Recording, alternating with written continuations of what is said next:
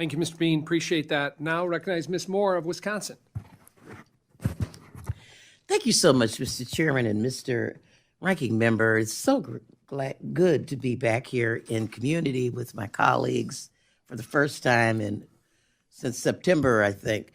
And I agree, this is an all-star panel, and I just can't wait to consume my 5 minutes in engaging with you. I have listened very carefully to your testimony and read your testimonies here. And so if I don't get to you, it's not because I'm not interested, it's because I only have 5 minutes.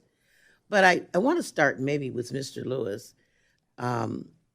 You talked about, being able to stick your zip code in and coming up with all the resources in your community. I've sort of done that, looking for contractors and so on and so forth.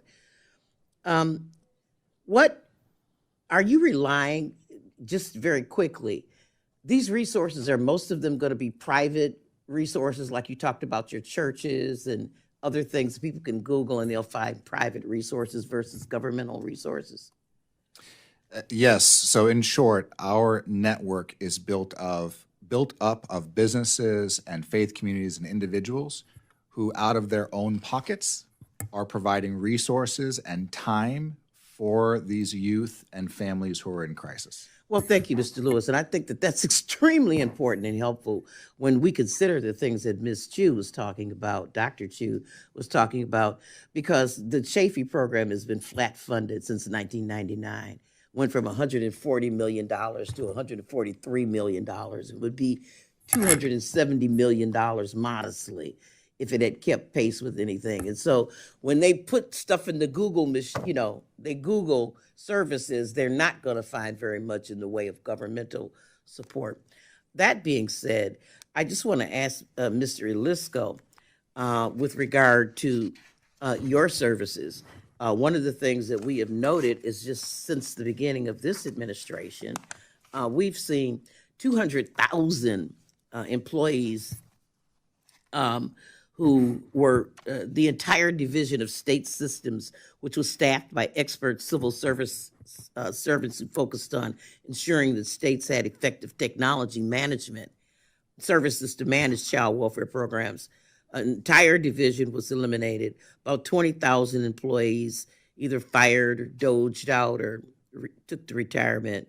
Closed 5 of the 10 HHS regional offices. Is your services, is it supplanting these services? How do you negotiate your services without the governmental? Are you replacing it? What would you do? Yeah, so I think you're referring to some of the cutting at ACF within the Department of Health and Human Services. They cut many of the regions that oversee state and county governments. A lot of the work that these the technology systems, okay, that were eliminated too. Right. So a lot of these technology upgrades that states are considering are looking at upgrades in a very monolithic way. Okay, but what I'm saying is, what would you do? I mean, now that they're not, are you replacing? Right. You would be replacing the public. Yeah, sorry. I'll because I got like 1 minute. Okay, yes. So legacy systems don't need to be replaced. So what I would recommend and what we do is sit on top of these legacy systems and add value to those existing systems, which does not require so much IT support. All of these jobs that were cut may not need to be replaced because technology like AI can help automate a lot of the... Okay, so thank you. I got 59 seconds. So I need to talk to Mr. Leach here. And Dr. Jacobs, thank you for your verbiage regarding the sticky notes, because I think that's a very helpful way to discuss this. Mr. Leach, you have really made the point that the entire panel has made, that technology has to be in service of vision, and that we need to transform the system rather than just tinkering around the system, around the edges of it.